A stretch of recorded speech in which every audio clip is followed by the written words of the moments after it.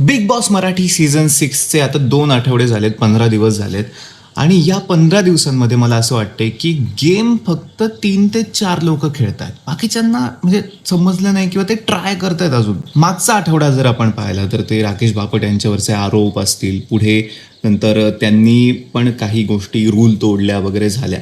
त्याच्यामुळे पूर्ण आठवडा हा कुठे ना कुठे राकेश बापट यांच्या अराउंड होता. त्याच्यामुळे तुम्हाला एक गोष्ट लक्षात घेतली पाहिजे की राकेश बापट यांना सुद्धा गेम समजलाय आणि ते त्या दृष्टीने काम करतात. पण ज्या गोष्टी झाल्या मागच्या आठवड्यामध्ये त्याचा कुठे ना कुठे अटेन्शनसाठी फायदा राकेश बापट यांना झाला. पण त्या सगळ्या गोष्टी कोणामुळे झाल्या होत्या? तर त्या विशाल कोटियांमुळे झाल्या होत्या.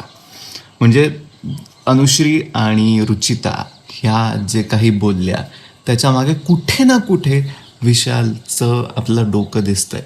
मग ते अनुश्रीच्या त्या बेडवर झोपून राहण्यामागे असो किंवा पुढे गोष्टी एस्कलेट करणं न करणं ह्या सगळ्यामध्ये विशालचं डोकं होतं. आणि खरंच विशालला ते समजलं आहे की या सगळ्या लोकांना मॅनिप्युलेट करता येऊ शकतं आणि तसा तो करतोय सुद्धा. त्याच्यामुळे विशाल आणि राकेश या दोघांना कदाचित एक्सपिरियन्समुळे म्हणा त्यांना ते जमतं आहे, त्यांना कळतं आहे की सुरुवातीपासून एक अशा पद्धतीने स्वतःवर अटेन्शन घेणं आणि एक पर्सनॅलिटी दाखवणं.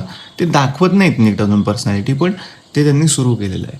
तिसरं नाव आहे सोनाली राऊत. सोनाली राऊतने सुद्धा सायलेंटली हा गेम समजून हळूहळू गोष्टी करायला सुरुवात केल्या आहेत.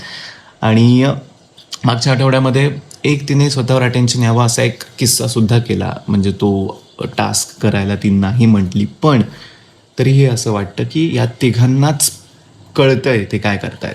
अर्थातच ते खेळून आलेले आहेत बिग बॉस हिंदी, पण त्याचा फायदा त्यांना इथे नक्कीच होतोय.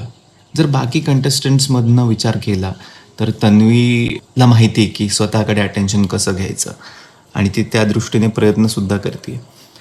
बाकी जे कंटेस्टंट आहेत ते आपल्यासारखे आहेत, आपण समजू शकतो की जे हळूहळू समजून घेतात गोष्टी.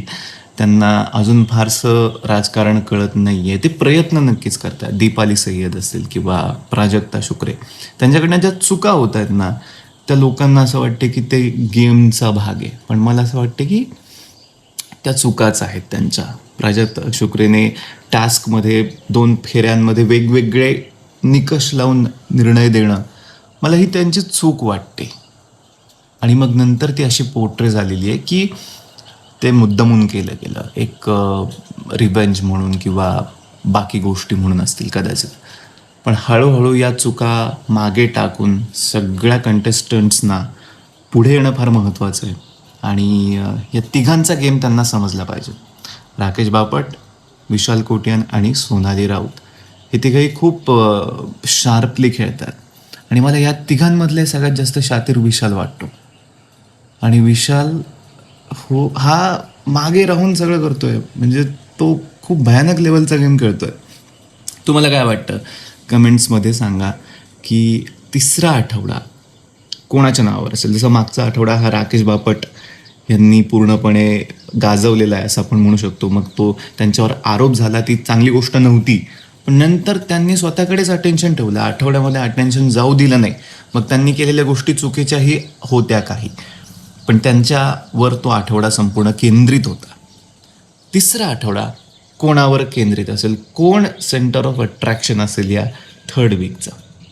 सांगा कमेंट्समध्ये.